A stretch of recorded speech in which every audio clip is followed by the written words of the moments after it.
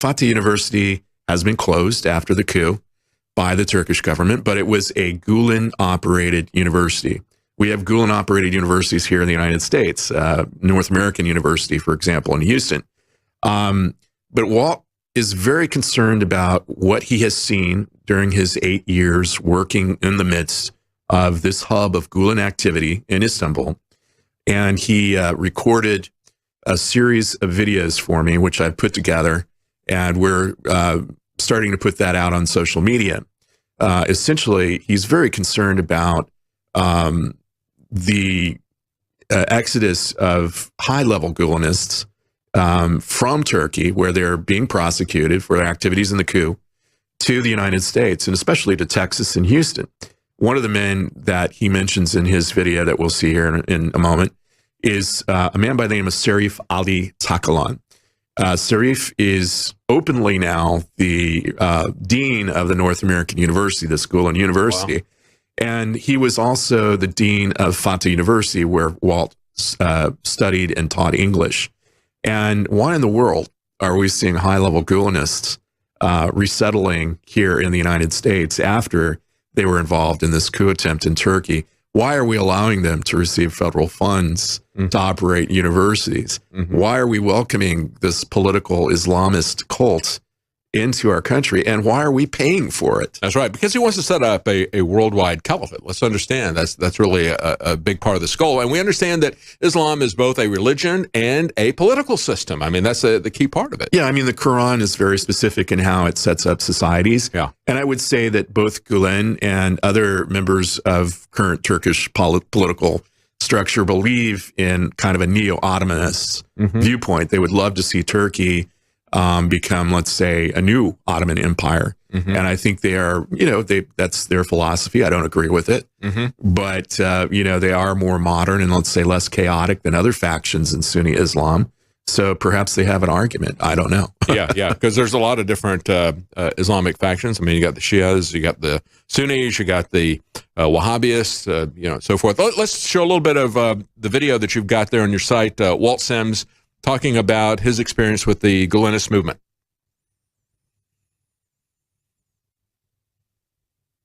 Yeah, what should Texans know about the Gulen movement? That's the first question. Yeah. Well, first off, they need to know that you can't trust or believe what these people say. They're very good at spin. They've done this for many years. They know exactly what to say in different parts of the world, different systems, and I've seen them do it. Second, you have to look at what they're doing behind closed doors. You have to see that there's a two-phase system going on here, and that it's a cycled system of money stays inside, loyalty is rewarded, and disloyalty is punished. We would define so many of the attributes of them in a cult. That's what I call them. And it's a system where these people such as Serif Ali Takalan, have fled abuses towards Americans such as myself, have escaped justice, and are in places such as Texas.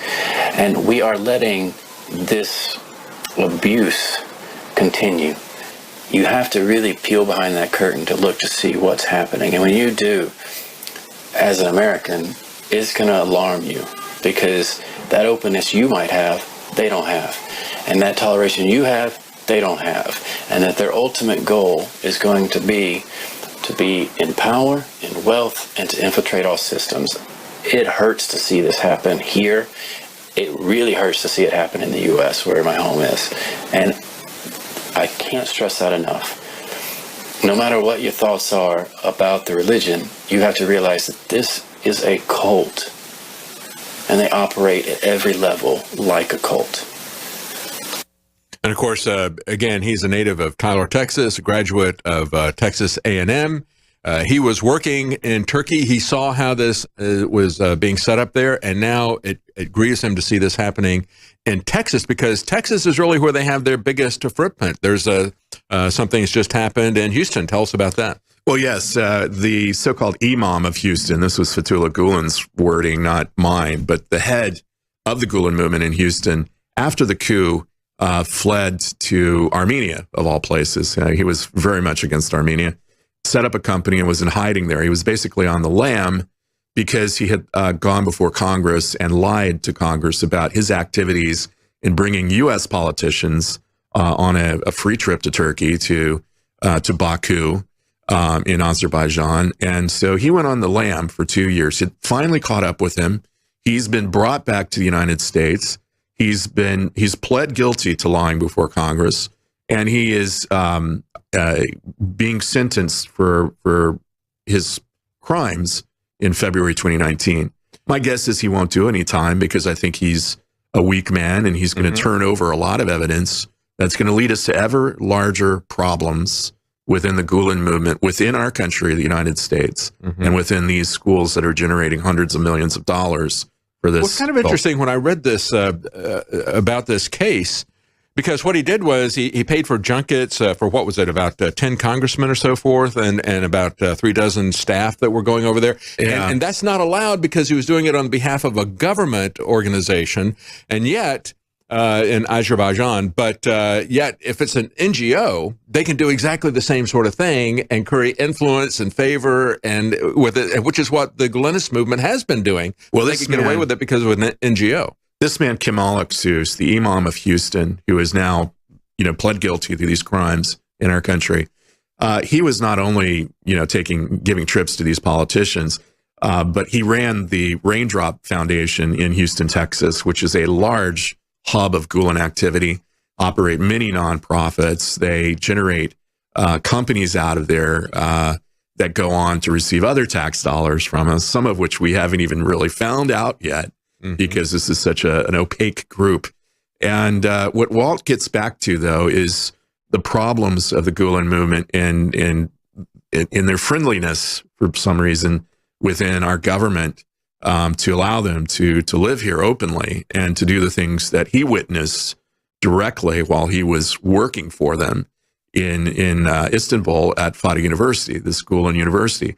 And he is very frustrated at this point, and I want to bring it to your attention, and thanks for showing Walt's video, because he's tried to reach out to Governor Abbott here in Texas, to Ken Paxton, the AG, the Attorney General of Texas. He's reached out to the FBI, and his very valuable information, inside information about how he was asked to go and make friends with senators' daughters on visits to Turkey and find out what they could about the senator so that could be used here in the United States to influence the senator. All of this documentary evidence doesn't seem to be of interest. Of course, it's not Russians. It's not Russians. It's okay if the Turks really do all the stuff that we accuse the Russians of doing. And you have to wonder, why would our government, why would the FBI, why would Governor Abbott here in Texas, where this problem is so terrible, why would they not at least take the phone call of this guy and listen to what he has to say and vet him if you don't believe him, and see what might be useful. It provides another set of data points for our government leaders to understand the truth about what they've allowed to grow here in our country. This cult group in its operation of these schools and nonprofits. We should get him on. I'd be happy to talk to him. It's very hard for whistleblowers to get any traction at all. Thank you so much for joining us, Mark Hall.